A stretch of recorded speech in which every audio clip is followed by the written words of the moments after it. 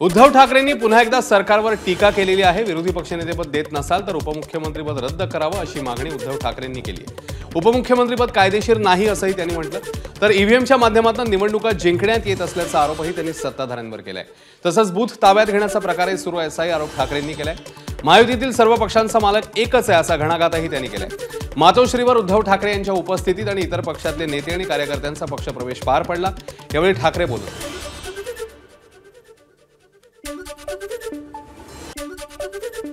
ताबडतोब त्यांनी विरोधी पक्षनेतेपद दोन्ही सभागृहाची जाहीर केली पाहिजेत आणि जर तुम्ही आम्हाला कायदे दाखवणार असाल तर मग उपमुख्यमंत्रीपद हे तत्काळ रद्द केलं पाहिजे, कारण असं संविधानामध्ये कुठेही तरतूद नाही।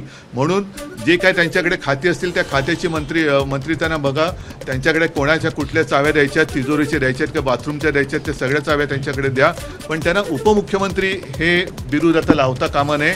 आणि कायद्यानुसार एक लोकशाही जिवंत ठेवण्यासाठी विरोधी पक्षनेतेपद दोन्ही सभागृहात या सरकारने येत्या अधिवेशनात जाहीर केलीच पाहिजे, ही आमची आग्रही मागणी आहे। म्हणजे आत्तापर्यंत आपण इतर राज्यांमध्ये हे असे प्रकार होता ते ऐकत होतो, बंदुका निघत होत्या, माऱ्या होत्या, हाणामाऱ्या होत होत्या। आता बूथ कॅप्चरिंगच्या ऐवजी अख्खी निवडणूक कॅप्चर करण्याचा हा उद्योग सुरू झालेला आहे। आणि हा जो काय चाललेला आहे कारभार म्हणजे सत्ता पिपासूपणा हा जनतेच्या हिताचा नाही आहे। ते तिन्ही पक्षाचे नेते एकच आहेत। महायुती म्हणून जे काय ते नावाला त्यांची नावं आणि निशाणे वेगळ्या जरी असल्या तरी त्या त्यांच्या सगळ्या बी टीम आहेत आणि मी तर असं म्हणेन की त्यांचा मालिक एक आहे। दरम्यान ठाकरे विरोधी पक्षाचे आमदार निवडून देऊ शकले नाहीत, त्यामुळे त्यांनी आत्मपरीक्षण करायला हवं असं मंत्री राधाकृष्ण विखे पाटील यांनी म्हटलं। विरोधी पक्षांना विरोधी पक्ष पद देत नसाल तर दोन उपमुख्यमंत्री काय करायचं, ते एक मुख्यमंत्रीपद काढा ना। असे उद्धव ठाकरेंना काय वाटतं ते माझ्या दृष्टीने त्याला महत्त्व नाही आहे। त्यामुळे जर विरोधी पक्ष नेत्या इतके आमदार ते निवडून देऊ शकले नाही, त्याचं खरं त्यांनी आत्मपरीक्षण केलं पाहिजे। कल्याण डोंबिवली महानगरपालिका निवडणुकीपूर्वीच भाजप आणि शिवसेनेत फोडाफोडीचं राजकारण चांगलंच रंगलेलं पाहायला मिळालंय। एकमेकांचे कार्यकर्ते आपल्या पक्षात घेऊन कल्याण डोंबिवली महापालिकेमध्ये आमचाच महापौर बसणार असा दावा भाजप प्रदेशाध्यक्ष रवींद्र चव्हाण यांनी केला होता, तर खासदार श्रीकांत शिंदेंनी युतीचा महापौर बसेल असं सांगितलेलं। फोडाफोडीचं राजकारण सुरू असतानाच डोंबिवलीत उपमुख्यमंत्री एकनाथ शिंदे यांच्या हस्ते आज सावळाराम क्रीडा संकुलासह सावित्रीबाई नाट्यगृहाच्या कामाचं उद्घाटनही होणार आहे।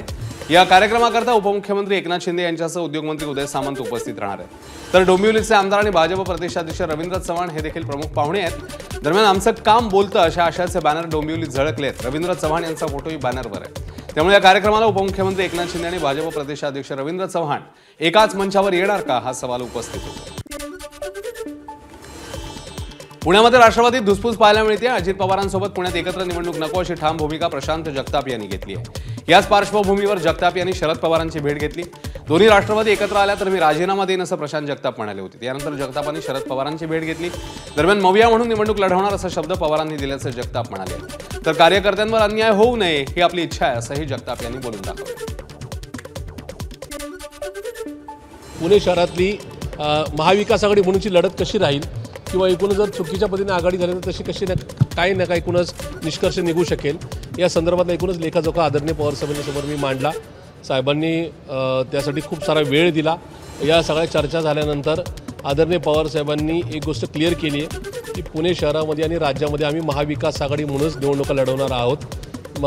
माझ्याबरोबर झाल्याच्या चर्चेनंतर आदरणीय पवार साहेबांनी प्रांताध्यक्ष मान्य शशिकांतजी शिंदे साहेब यांना कॉलवरून योग्य त्या संदर्भातल्या सूचना सांगितल्यात। दरम्यान दोन्ही राष्ट्रवादी एकत्र लढण्यावरून पिंपरी चिंचवड आणि पुणे शहराध्यक्षांमध्ये मतभिन्नता असल्याचं समोर आलंय। पुण्यामध्ये शरद पवारांच्या राष्ट्रवादीचे शहर अध्यक्ष प्रशांत जगताप यांनी अजित पवारांच्या राष्ट्रवादीसोबत जाण्यास विरोध केलाय। दुसरीकडे पिंपरी चिंचवडचे शहराध्यक्ष तुषार कामठे यांनी मात्र शरद पवारांच्या राष्ट्रवादीसोबत एकत्र लढण्याची भूमिका घेतली आहे। भाजपला रोखण्यासाठी दोन्ही राष्ट्रवादींनी पिंपरीमध्ये एकत्र लढावं असं कामठे यांनी म्हटलं। नक्कीच साहेबांना आज भेटलो, साहेबांना आमचा लेखाजोखा दिला। साहेबांनी महाविकास आघाडी म्हणून निवडणूक लढावी असं साहेबांनी आम्हाला सांगितलं, परंतु पुण्याची राजकीय परिस्थिती आणि पिंपरी चिंचवड ह्याच्यामध्ये खूप फरक आहे। आमचा एकच अजेंडा असेल, जो भ्रष्टाचार भाजपने चालवला आहे त्या भाजपला सोडून जे पक्ष किंवा ज्या संघटना आमच्यासोबत येतील त्यांच्यावर आम्ही महानगरपालिका निवडणूक लढणार आहोत। दोन्ही राष्ट्रवादी एकत्र लढायला तयार असेल तर लढाल कधी? 100% दादांनी एक हात पुढे गेले तर आमचे 2 हात पुढे असतील। भाजपला थांबवण्यासाठी दादांसोबत किंवा शिंदे सेनांसोबत किंवा उद्धव साहेब आणि काँग्रेस आम्ही सोबतच आहोत. पण दादा आणि शिंदे सेना आमच्यासोबत येत असतील तर नक्कीच भाजपला थांबवण्यासाठी आम्ही युती करू. सांगलीमध्ये महापालिका निवडणुकीचे पडघम सुरू झाले आहेत. महापालिका निवडणुकीत अजित पवारांची राष्ट्रवादी भाजप सोबत असणार आहे अशी माहिती चंद्रकांत पाटील यांनी दिली. तर कोणतीही सोयीची राजकीय स्थानिक आघाडी होणार नाही असंही चंद्रकांत पाटील यांनी म्हटलेलं आहे. दुसरीकडे जयंत पाटील यांनी महापालिका निवडणुकीच्या दृष्टीने मध्यरात्रीपर्यंत राष्ट्रवादी पदाधिकाऱ्यांची आणि इच्छुक उमेदवारांची बैठक घेतली. त्यामुळे सांगली महापालिका निवडणुकीचा रणसंग्राम सुरू झाल्याचं चित्र पाहायला मिळतं. राष्ट्रवादी अजित पवार गटाने या महानगरपालिकेच्या निवडणुकीमध्ये महायुती म्हणून लढावं, नवीन काही गणितं करू नये असं बोलणं सुरू आहे. आणि नगरपालिकांचं काय झालं की 284 इतक्या ठिकाणी नगराध्यक्ष ठरवा, खालचे 17 सदस्य, 21 सदस्य, 30 सदस्य, या सगळ्याच्यामध्ये 70% ठिकाणी तरी माझा दावा आहे की खूप व्यवस्थित कोऑर्डिनेशन झालं. एकनाथ शिंदे यांनी घेतलेल्या भूमिकेमुळे भाजप सत्तेत आहे आणि भाजपची ताकद वाढली असं वक्तव्य केलंय शिवसेनेचे नेते आणि मंत्री शंभूराज देसाई यांनी. 2022 मध्ये एकनाथ शिंदे यांनी घेतलेल्या भूमिकेमुळे भाजपला सत्तेमध्ये चांगला वाटा मिळाला. त्यामुळे भाजप शिवसेनेची युती पुन्हा एकदा भक्कम झाली आणि पर्यायाने भाजप ताकदवान व्हायला मदत झाली असंही शंभूराज देसाई यांनी म्हटलं.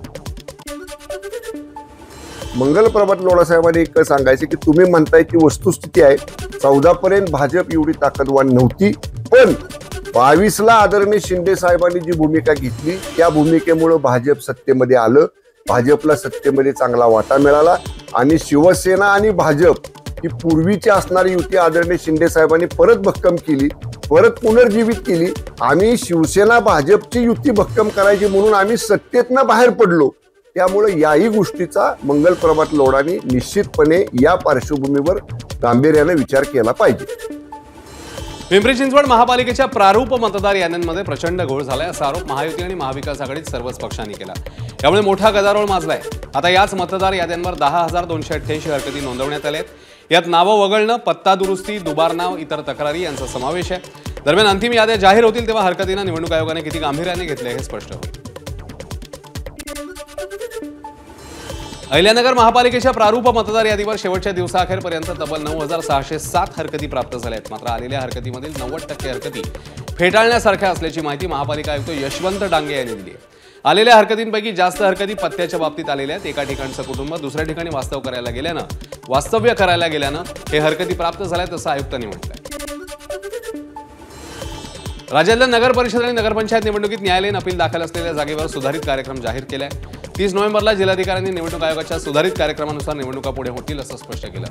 आता नव्या कार्यक्रमात प्रचार करताना आधी झालेला खर्चही निवडणूक खर्चात धरण्यात येणार आहे. त्यामुळे खर्च मर्यादा पाळण्याचा मोठा पेच उमेदवारांसमोर उभा आहे. सदस्यपदासाठी 5 लाख तर नगराध्यक्षपदासाठी 15 लाखांची खर्च मर्यादा आयोगाने ठरवली आहे. आयोगाच्या निर्देशानुसार केवळ अपील करण्यात आलेल्या जागेवर 10 डिसेंबरला दुपारी 3 वाजेपर्यंत नामनिर्देशन पत्र मागे घेता येणार आहे. तर 11 डिसेंबरला चिन्ह आणि अंतिम उमेदवार यादी प्रसिद्ध होईल. 20 डिसेंबरला मतदान होईल. 21 डिसेंबरला मतमोजणी होईल. यवतमाळ नगर परिषदेचे निवडणूक निर्णय अधिकारी गोपाळ देशपांडेंनी ही माहिती दिली. शासनाकडे किंवा निवडणूक आयोगाकडे ही मागणी आहे की त्यांनी निवडणुकीचा जो खर्च 5 लाखाची मर्यादा सदस्याकरता दिली होती आणि 15 लाखाची मर्यादा ही नगराध्यक्ष पदाकरता दिली होती. तर 5 लाखापर्यंत आमचा जवळपास 4-4.5 लाख रुपये खर्च झाला आहे. आता पुढची निवडणूक आम्ही काय 50,000 रुपयात लढू शकत नाही. पुन्हा पॉम्पलेटचा खर्च आला, कारण की तारीख बदलली आहे. पुन्हा 20 तारीख त्यावर टाका लागणार आहे. पुन्हा बॅनरचा खर्च आला. नागपूर जिल्ह्यातील वाना डोंगरी नगर परिषदेत मोठ्या प्रमाणात बोगस मतदान झालं असा दावा अनिल देशमुखांनी केलाय. वाशिम आणि इतर जिल्ह्यातल्या लोकांना मतदानासाठी आणण्यात आल्याचा आरोपही देशमुखांनी केला.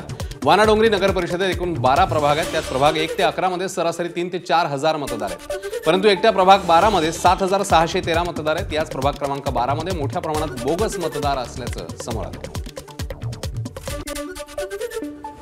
या गावाला सुद्धा त्यांचं होटिंग आहे आणि त्यांचं खोटं होटिंग वाना डोंगरीला दाखवण्यात आलं आणि जवळजवळ गाडीमध्ये बसून 118 लोकांना त्या ठिकाणी वाना डोंगरीमध्ये नेलं आणि तिथं त्यांचं बोगस मतदान भारतीय जनता पार्टीच्या माध्यमातून करण्यात आलं. जळगावात ईव्हीएम सुरक्षेसाठी कार्यकर्त्यांनी खडा पहारा दिल्याचं पाहायला मिळतंय. धरणगाव तहसील कार्यालयाबाहेर मंडप टाकून महाविकास आघाडीचे कार्यकर्ते ईव्हीएम जिथे ठेवलंय त्या ठिकाणी ठाण मांडून बसले. मतमोजणी लांबल्यावर ईव्हीएम सुरक्षेसाठी कार्यकर्ते सज्ज झाल्याचं पाहायला मिळालं. कडाक्याच्या थंडीतही मंडप टाकून आणि शेकोट्या पेटवून परिसरात कार्यकर्ते पहारा देत आहेत. दर 4 तासानंतर कार्यकर्त्यांची ड्युटी बदलते.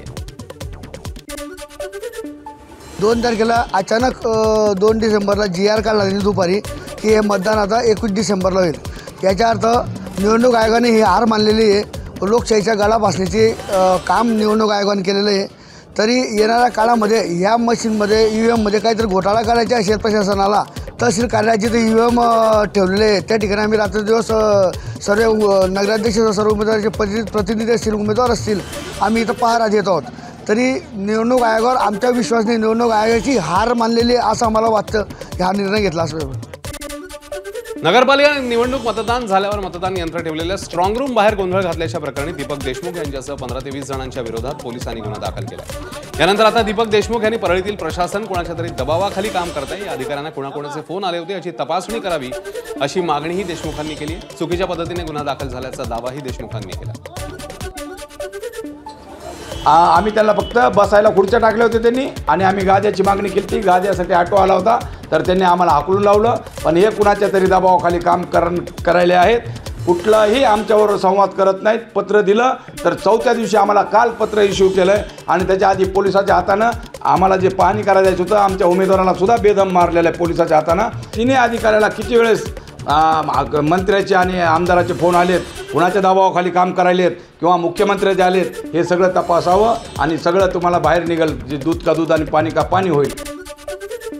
जालन्याच्या भोकरदनमध्ये नगरपालिकेच्या निवडणुकीत मतदारांनी उमेदवाराचं भवितव्य EVM मशीनमध्ये बंद केल्यावर या EVM मशीन्स आता स्ट्रॉंग रूममध्ये ठेवण्यात आले.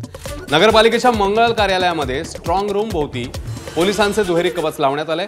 स्ट्रॉंग रूमच्या आतमध्ये SRPF जवान तैनात करण्यात आले, तर संपूर्ण परिसर CCTVच्या निगराणीखाली असणार आहे अशी ही माहिती आता समोर येते.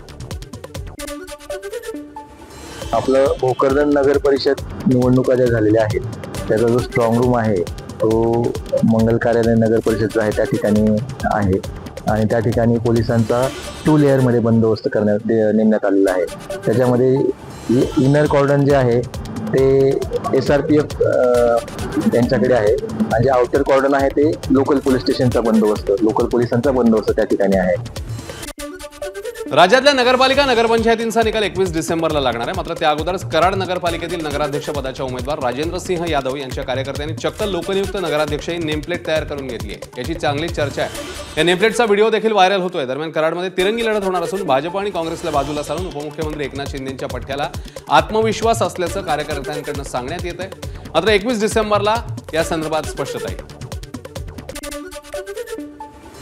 नुकत्याच पार पडलेल्या सांगलीच्या ईश्वरपूर नगरपालिका निवडणुकीनंतर प्रभाग क्रमांक 13 मध्ये एक धक्कादायक घटना समोर आली आहे. महायुतीचे उमेदवार मनसूर मोमीन यांच्या घरासमोर अज्ञात व्यक्तींनी करणी केल्याचं समोर आलंय. एका कागदावर काळी बाहुली, बिया आणि मोबाईलची बंद बॅटरी ठेवून करणीचा प्रकार झाल्याची माहिती समोर येते. हा प्रकार लक्षात येताच परिसरात मोठी खळबळ उडाली आहे. नागरिकांनी उमेदवाराच्या घरासमोर मोठ्या प्रमाणात गर्दी केल्याचं पाहायला मिळालं. परभणी शहर महानगरपालिकेच्या निवडणुकीमध्ये कचऱ्याचा मुद्दा पेटू शकतो. अनेक भागातील कचरा कित्येक महिन्यांपासून उचलण्यात आलेला नाहीये, त्यामुळे कचरा जागेवरच सडलाय. ABP माझाने काहीच दिवसांपूर्वी कचऱ्याचा मुद्दा लावून धरलेला, त्यावेळी काही प्रमाणात कचरा उचलण्यात आला. मात्र त्यानंतर पुन्हा एकदा अवस्था जैसे थे आहे. आता ही याकडे मनपा ना प्रशासन लक्ष देते ना मनपातले लोकप्रतिनिधी, त्यामुळे परभणीकरांना या कचऱ्याच्या समस्येने चांगलंच घेरलंय. परभणी महानगरपालिकेच्या निवडणुका काही दिवसांमध्ये लागणार आहेत, आणि या निवडणुकांमध्ये सगळ्यात मोठा मुद्दा पेटण्याची शक्यता आहे ती म्हणजे कचऱ्याचा.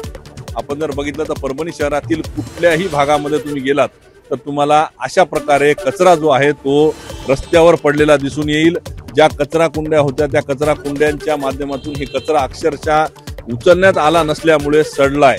मागच्या काही महिन्यांपूर्वीच ABP माझानं या संदर्भामध्ये मुद्दा जो आहे तो कचऱ्याचा लावून धरला होता. त्यावेळेला मनपा प्रशासनानं काही प्रमाणात कचरा उचलला होता. त्याचबरोबर जे नगरपालिका निवडणुकीमधले आजी माजी नगरसेवकांची स्पर्धा लागली होती खाजगी गाड्या लावून हा कचरा उचलण्याची, मात्र पुन्हा या कचऱ्याच्या मुद्द्याकडं या स्थानिक लोकप्रतिनिधी असतील आणि त्याचबरोबर मनपा प्रशासनानं दुर्लक्ष केलेलं आहे. या आरोप प्रत्यारोपांमध्ये परभणीकरांना या सर्व कचऱ्यात ढकलण्याचं काम झाल्याचं चित्र परभणीत पाहायला मिळतं.